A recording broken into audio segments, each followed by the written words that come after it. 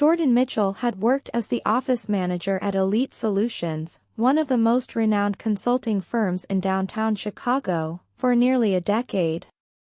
He was known for running a tight ship, ensuring all tasks were completed on time and that every employee adhered to the company's strict guidelines.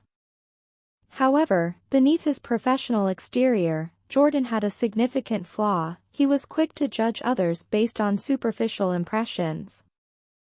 He valued rules and procedures, but he overlooked the importance of seeing people for who they truly were beyond first impressions. One Monday morning, Elite Solutions hired a new employee, a young black woman named Alicia Carter. Alicia was an experienced consultant with an impressive background, having worked with top companies across the country. She was enthusiastic about joining the firm and making a meaningful impact, but when she walked into the office that day, she had no idea what was about to unfold. Alicia arrived at the office 10 minutes early, dressed in a sharp navy blue pantsuit with a leather briefcase in hand. Her demeanor was confident, her posture straight, and her eyes gleamed with a quiet determination. However, as soon as Jordan saw her, he immediately made a snap judgment. "You're late," Jordan said as he approached her, arms crossed. His tone was firm and disapproving.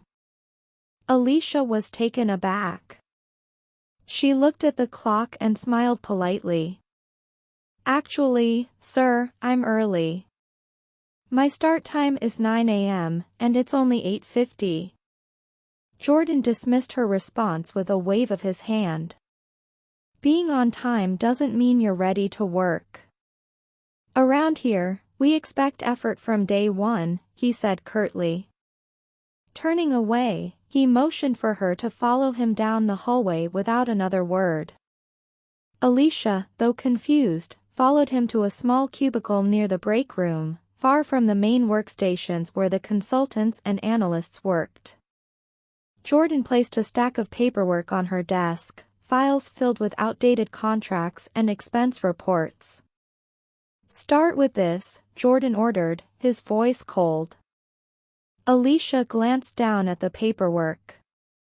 She was a seasoned consultant and knew that this type of administrative work should have been handled by an assistant, not a consultant.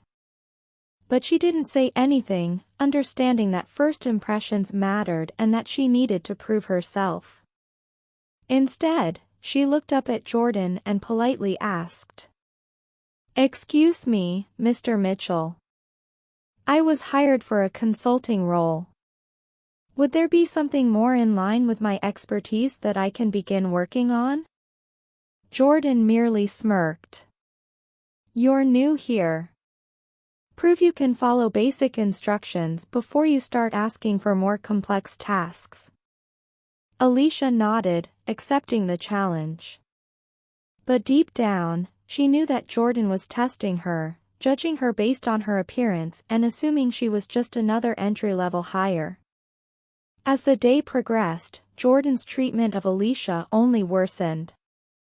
Whenever she asked questions or tried to engage in conversations with other team members, he would cut her off or offer one-word answers.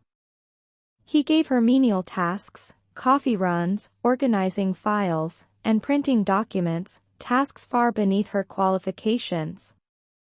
Jordan seemed determined to show her that she wasn't worthy of more significant work, and he made sure that she understood her position in the company was a temporary one at best. Alicia had dealt with such prejudice before, but she refused to let it define her. She continued to work diligently, her eyes always on the bigger picture. By 3 p.m., Jordan had decided that Alicia wasn't a good fit for Elite Solutions. He called her into his office, ready to fire her without hesitation. "Look, Alicia," Jordan began, barely looking up from his computer screen. "This isn't working out. You're not fitting into the company culture, and frankly, I don't see you lasting here. I'm letting you go." Alicia didn't flinch. She sat calmly in the chair across from him, her hands resting on her lap. After a moment, she spoke, her voice steady. "Are you sure about that, Mr. Mitchell?" Jordan glanced up, perplexed. "Of course, I'm sure. You're not cut out for this job. You've shown me nothing but incompetence."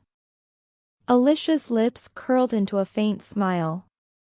She reached into her briefcase and pulled out a folder. Without a word, she slid it across the desk to him.